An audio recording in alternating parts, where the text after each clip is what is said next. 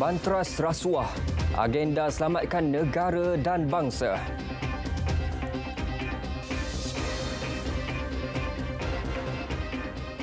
Assalamualaikum, salam Malaysia Madani. Saya Anas Farhin dalam Berita Tengah Malam. Anggota Kabinet yang didapati terlibat salah laku rasuah wajib digugurkan daripada jawatan mereka. Perdana Menteri Datuk Seri Anwar Ibrahim menegaskan tindakan itu diambil bagi menyelamatkan negara daripada gejala rasuah. Saya muliakan dan rakan-rakan. Saya tanya di Parlimen dan di luar Parlimen. Beri satu bukti. Menteri, Perdana Menteri sekarang dalam tindakan mereka. Kalau ada yang rasuah, tanya Tan Sri Azam. Saya kata kalau ada, kita siasat dakwa dan ikut Badan Kehakiman hukum. Tapi tidak ada.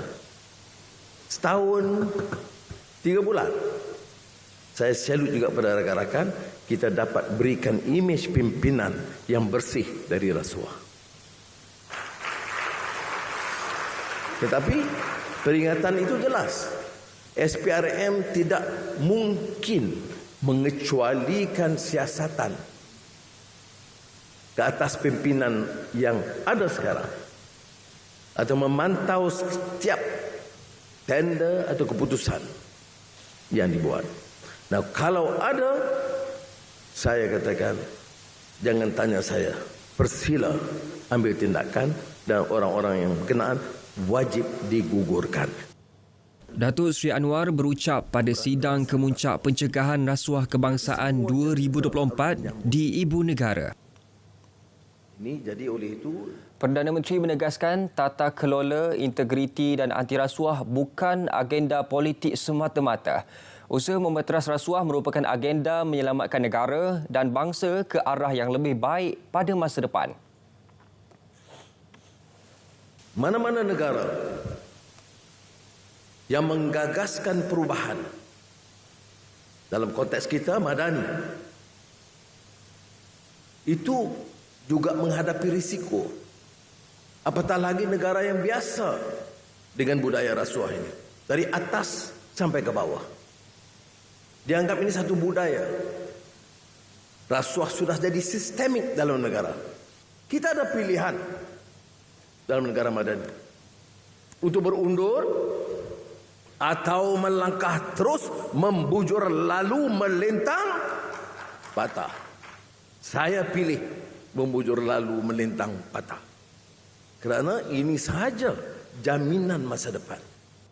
Perdana Menteri memuji ketangkasan SPRM mengambil tindakan terhadap individu terpalit gejala rasuah sehingga menyebabkan kerugian terhadap negara. Perdana Menteri Datuk Seri Anwar Ibrahim hadir melawat ke Kongres Ekonomi Bumiputra 2024 KEB 2024 di Pusat Konvensyen Antarabangsa Putrajaya PICC. Beliau meluangkan masa mendengar sesi diskusi madani, aspirasi perpaduan memperkukuhkan agenda Bumiputra. Diskusi melibatkan panel Menteri Peladangan dan Komoditi Datuk Seri Johari Abdul Ghani, Timbalan Menteri Pelaburan, Perdagangan dan Industri Liu Chin Tong dan Timbalan Menteri Pembangunan Usahawan dan Koperasi Datuk Ramanan Ramakrishnan. Selepas itu, beliau melawat dan meluangkan masa kira-kira setengah jam beramah mesra dengan pempamer. Cadangan Transformasi Ekonomi Bumiputra TEB perlu dilaksanakan sebagai satu dasar baharu progresif untuk mengorak langkah ke hadapan. Ia juga mampu merangsang pertumbuhan ekonomi Bumiputra dan menarik pelaburan antarabangsa. Timbalan Perdana Menteri Datuk Seri Dr. Ahmad Zahid Hamidi berkata, inisiatif itu bagi membina landasan ekonomi yang kukuh untuk kemampanan jangka panjang. Dasar transformasi ekonomi Bumiputra ini bukan sekadar satu usaha untuk memperkasakan ekonomi. Ia adalah langkah inklusif yang membawa impak positif kepada kemakmuran negara dan kesejahteraan rakyat. Setiap langkah yang diambil untuk memperkasa ekonomi Bumiputra adalah sejajar dengan usaha ke arah pembangunan yang lebih melata dan mewujudkan landasan untuk pertumbuhan ekonomi yang kukuh. Beliau berkata demikian dalam ucap tama Kongres Ekonomi Bumiputra 2024 di PICC Putrajaya.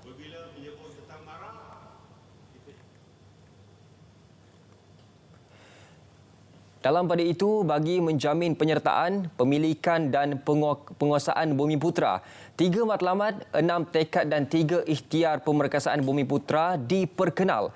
3 matlamat utama meliputi keadilan sosioekonomi, kemampanan negara bangsa serta kemakmuran negara dan kesejahteraan rakyat. Di samping itu, 6 tekad digariskan bagi menjayakan 3 matlamat utama transformasi ekonomi Bumiputra. Antaranya mempertahankan agenda Bumiputra, menutup ketirisan pelaksanaan dan mewujudkan kesetaraan antara wilayah, kaum dan kelompok. Manakala 3 ikhtiar yang optimis menjadi sebahagian daripada usaha lain yang bakal digarap sepanjang tempoh Kongres Ekonomi Bumiputra.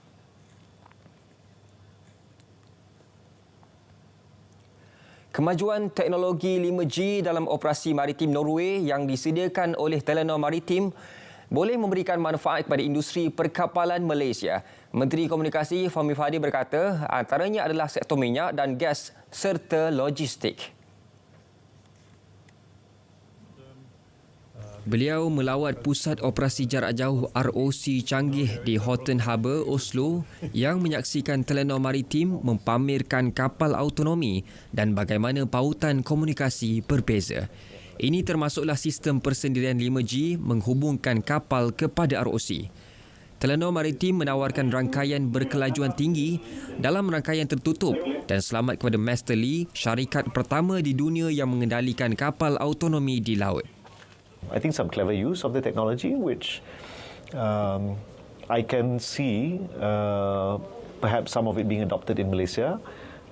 I think there are probably some regulatory aspects that we need to pay attention to. So I think I'd like to get the team to study this a little bit more and also maybe get some potential use cases.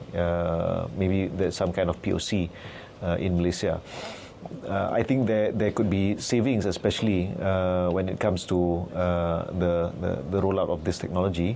But given that it's still quite new, I think we need to understand what some of the challenges are. Also, given that we have not yet fully rolled out private 5G networks so much in Malaysia, so I think there's a lot of potential, and I think in the long run it benefits Malaysia. Fahmi ketika ini dalam lawatan kerja 2 hari ke Norway untuk menghadiri perbincangan meja bulat komunikasi generasi seterusnya, anjuran Telenor Group. Sementara itu, Naib Presiden Kanan merangkap Timbalan Ketua bagi Asia Telenor Group, Hakon Broaset Chol berkata, Malaysia mempunyai banyak pengalaman dengan industri kukuh yang boleh menggunakan perkongsian sedemikian agar berjaya dalam memanfaatkan sepenuhnya 5G. Sasaran pertumbuhan sekurang-kurangnya 8 hingga 10% dapat dicapai dalam jumlah pelaburan diluluskan tahun ini. Menterinya Tengku Datuk Seri Zafrul Tengku Abdul Aziz berkata, angka sasaran itu bersandarkan pertumbuhan keluaran dalam negara kasar KDNK yang ditetapkan kerajaan tahun ini, iaitu pada 4 hingga 5%. So it has to be double the GDP growth. That is the minimum. Or not, you will not achieve that GDP growth also in the component. So 4 to 5%, I'll tell 8 to 10% should be the minimum growth. And then we look at the industries, looking at the cycle for those industries. If you are saying the E&E is semiconductor is an upcycle, but then the other industries are oversupply, that means that there will be some impact. So we will fine-tune the target. But minimum 8 to 10%. Sementara itu, MITI dan MIDA juga sedang berbincang dengan sebuah institusi penting di China untuk mengukuhkan pelaburan asing 2 hala. Kedua-dua pihak menyasar untuk memeterai perjanjian kerjasama yang menumpukan kepada pengukuhan penggalakan pelaburan. Beliau berkata demikian pada majlis pengumuman prestasi tahunan pelaburan Malaysia dalam pembuatan perkhidmatan dan sektor utama bagi 2023 di Ibu Pejabat MIDA Kuala Lumpur. PLKN 3.0 yang bakal diperkenal semula tahun hadapan bukan agenda politik seperti yang didakwa sesetengah pihak. Menteri Pertahanan Datuk Seri Mohamad Khalid Nordin berkata, program itu berasaskan latihan ketenteraan dan unsur kenegaraan. Kita dalam proses untuk menentukan kurikulum dan PLKN yang akan diperkenalkan semula itu lebih kurang dalam 20% kenegaraan, manakala 80% adalah berasaskan kepada latihan ketenteraan. Jadi adalah tidak benar jika dikatakan bahawa ianya adalah usaha untuk mempengaruhi ataupun ada elemen politik.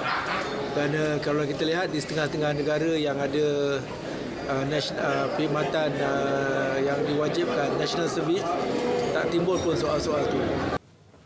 Datuk Seri Khalid menghadiri Majlis Anugerah Perkhidmatan Cemerlang dan Jasa Mudi Kenang Kementerian Pertahanan di Ibu Negara. Kerajaan memutuskan untuk melaksanakan semula PLKN tahun depan setelah ditangguhkan lebih 5 tahun. Program itu akan dijalankan di 13 kem Regimen Askar Wataniah serta pusat latihan polis di seluruh negara. Seminar pengukuhan nilai dari perspektif maqasid syariah ke arah kemampanan tadbir urus merupakan salah satu program dirancang dalam melaksanakan inisiatif pembangunan nilai madani. Menteri di Jabatan Perdana Menteri Hal Ehwal Agama, Datuk Dr. Mohammad Naim Mokhtar berkata, ia bertujuan bagi meningkatkan pemahaman ilmu berkaitan pengaplikasian maqasid syariah dalam pengubalan polisi dan tadbir urus negara. Kita usahakan di pelbagai seminar yang kita adakan ini adalah sebahagian daripada usaha yang kita buat. Sebab kalau kita tidak adakan seminar sebegini, ramai di luar sana sama ada yang ada dalam kementerian-kementerian, mereka ni tak faham apa itu maqasid syariah. Jadi sudah tentu forum seminar sebegini diadakan untuk memberikan kefahaman. Ramai saya percaya di luar sana mendengar perkataan maqasid ini, tapi dia tak tahu maqasid itu apa maksud dia. Jadi sebab tu saya katakan seminar ini adalah sebahagian daripada usaha kita buat.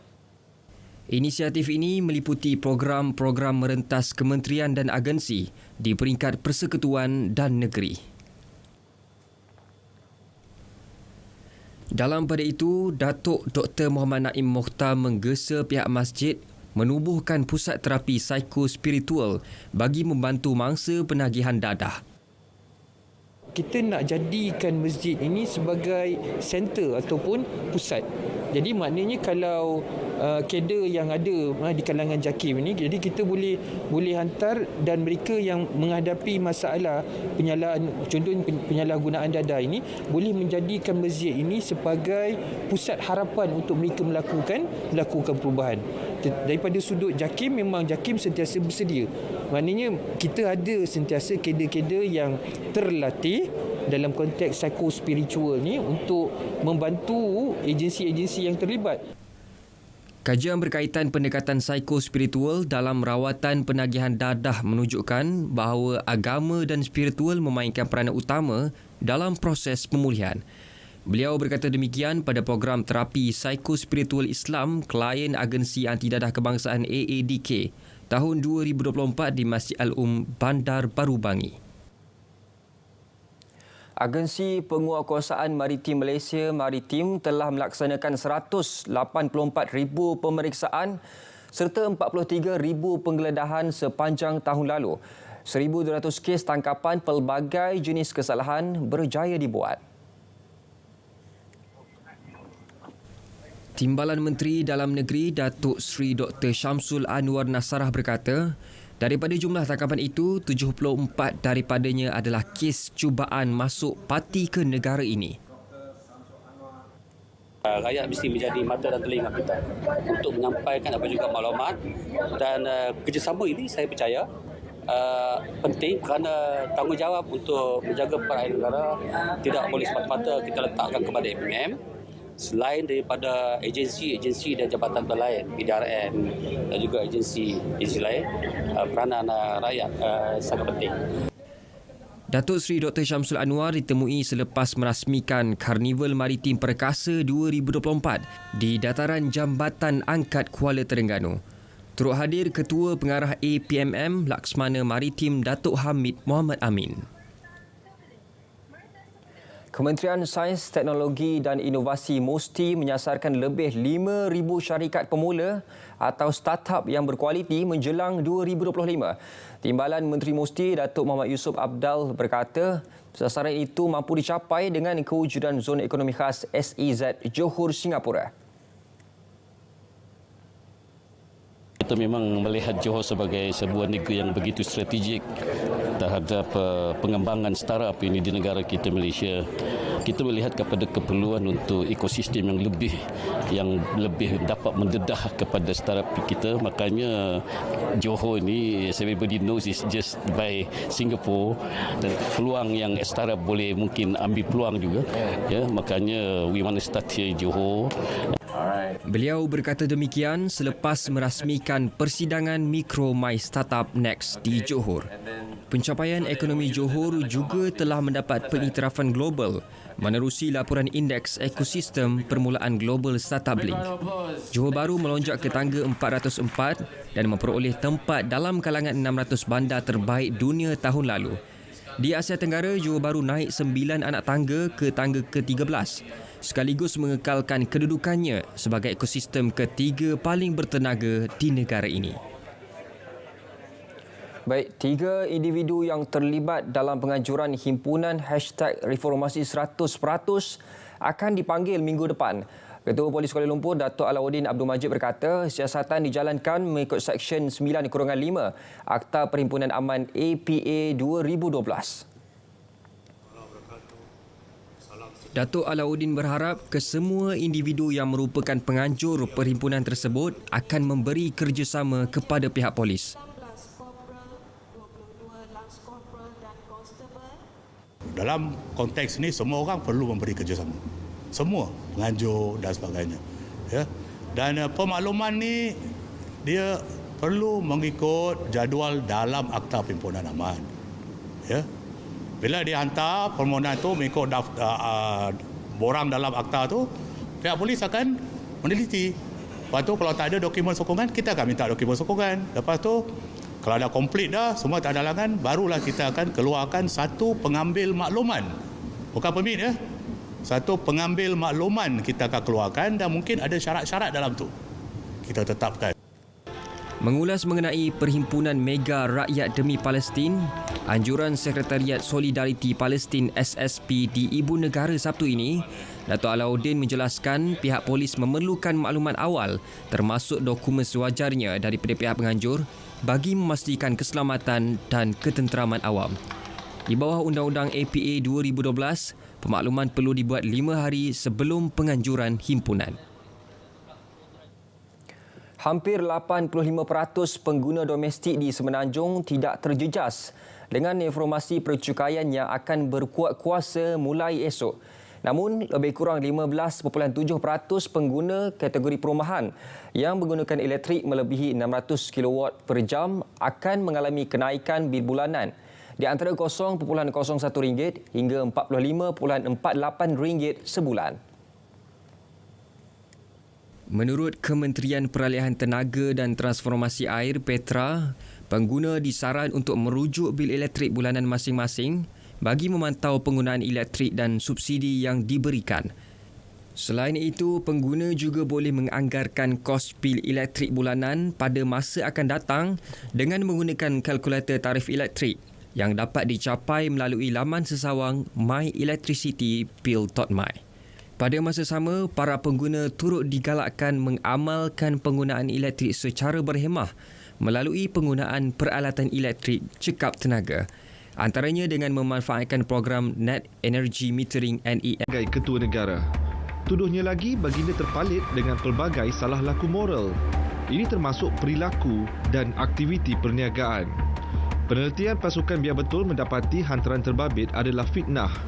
Ia dipercayai mereka pihak tidak bertanggungjawab yang tak senang dengan ketegasan dan kebijaksanaan baginda mentadbir negara.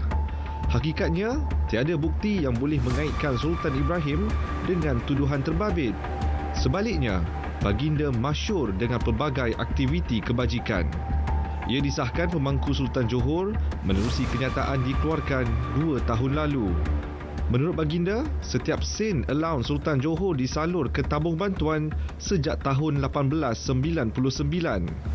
Kekayaan dimiliki Sultan Ibrahim diperoleh menerusi pelbagai penglibatan dalam aktiviti korporat.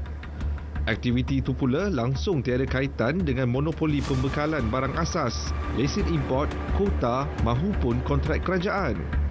Henti sebar fitnah. Jangan cuba mainkan isu 3R. Kepada penghantar video, anda sedang diburu. Terima maklumat palsu atau bahan fitnah, segera lapor ke MCMC. Biar betul, tak pasti, jangan kongsi.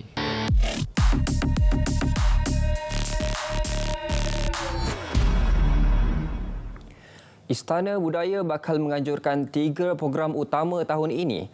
Menurut Timbalan Ketua Setiausaha Kebudayaan, Kementerian Pelancongan Seni dan Budaya MOTEK, walaupun bangunan Istana Budaya ditutup 2 tahun, aktiviti Istana Budaya tahun ini tetap mendapat sokongan MOTEK. Dari segi tempat ataupun lokasi, memandangkan kita dah tutup. So kita dah ada perancangan lah dekat universiti dan dekat dengan kerjasama dengan rakan-rakan kolaborasi yang kita dah bentangkan tadi. So semuanya dah in place semua dah. 3 program utama tersebut ialah program jangkauan OTM Sounds of Malaysia, Lambang Sari Series dan teater musikal Puteri Hang Lipo. 3 program utama ini berkisarkan kepada signature program daripada kumpulan residen artis Istana Budaya, iaitu Artis Tanah yang kita akan membawakan musical Hang Lipo, dan untuk Orkestra Tradisional Malaysia atau OTM kita akan membawakan series Jelajah Sounds of Malaysia, yang mana signature program yang bekerjasama dengan universiti-universiti di seluruh Malaysia. Pertambahan kekerapan perkhidmatan feri ke Langkawi khususnya dari Thailand berpotensi meningkatkan jumlah pengunjung ke pulau tersebut. Saranan berkenaan mengambil kira faktor Langkawi yang berdekatan dengan kepulauan di selatan Thailand. So we have a plan, perhaps collaboration with Thailand to tap those from Phuket and Krabi, because they are the popular spot in Thailand, hoping that they'll come here to Langkawi. At the same time, there's also a few years back, there's always a few direct ferry services from Satun to Langkawi. So hopefully they will increase the frequency to Langkawi. Dalam pada itu, inisiatif Geran Padanan Penerbangan Charter diharap mampu menggalakkan lebih banyak syarikat penerbangan membawa penumpang ke Malaysia, khususnya dari China dan India. Tahun ini, Tourism Malaysia menyasarkan kemasukan pelancong China sehingga 5 juta orang daripada sasaran keseluruhan pelancong 27.3 juta. Buat julung kalinya, Anugerah Industri Pelancongan akan diadakan pada 26 Julai 2024. Pengerusi penganjur Datuk Amy Suraya Husin berkata ia bertujuan memberi penghargaan kepada penggiat industri pelancongan yang telah mencapai prestasi cemerlang. Kita akan menyambut Tahun Melawat Malaysia untuk 2026. Jadi ini satu semangat yang kita ingin berikan kepada pemain-pemain industri pelancongan dan juga kepada produk-produk operator untuk mereka lebih meyakinkan dan bersemangat untuk menyambut tahun 2026 nanti. Ia bakal mempertaruhkan lebih 60 kategori dalam industri pelancongan dan sejajar dengan usaha dalam menyokong perkembangan industri pelancongan agar sentiasa berdaya saing sekaligus meningkatkan ekonomi negara. Ia juga dapat membantu sasaran pelancongan negara menjelang sambutan Tahun Melawat Malaysia 2026. Usahawan songket berjaya menjana keuntungan sehingga RM20,000 sebulan selepas menyertai Pusat Sebaran Maklumat Nasional NADI. Menurut Ramtini YT Ramli, produknya kini berjaya menembusi pasaran luar negara termasuk Singapura, Britain dan Kanada. Drum Tini YT atau Tini mula menghasilkan fabrik tenunan tangan tradisional Malaysia sejak berusia 20-an. Kini mempunyai 15 pekerja sendiri. Wanita berusia 38 tahun dari Gedong Sarawak itu tidak menyangka terpilih menyertai Pavilion Malaysia buat julung kali pada Mobile World Congress Barcelona 2024 MWC 2024. Tini terharu dan berterima kasih kepada Nadi kerana memberi peluang mengembangkan lagi produk songketnya sehingga ke Barcelona. Selepas menyertai Nadi dan mengikuti latihan disediakan, Tini bersyukur perniagaannya semakin berkembang dan sentiasa mendapat permintaan tinggi. Saya rasa terharulah dan ucap terima kasih banyak-banyak kepada MC-MC kerana memberi peluang kepada Tini mengembangkan lagi produk-produk Tini di Barcelona. Saya belajar tentang pembuatan tu dari start 2006 dan kemudian saya mencari pengalaman tentang skill-skill tenunan dan start 2014-15 saya buat sendiri. Lepas je 2016-18 saya berkenalan dengan Nadi dari PD tu dan kami mula aktif secara aktif bersama-sama sama Nadi tu, pengurus Nadi tu dan dari 2019 dan kami mula sentiasa berjumpalah untuk membincang macam mana nak tahu market dan juga saya ikutlah beberapa latihan-latihan yang dibuat oleh Nadi masa tu.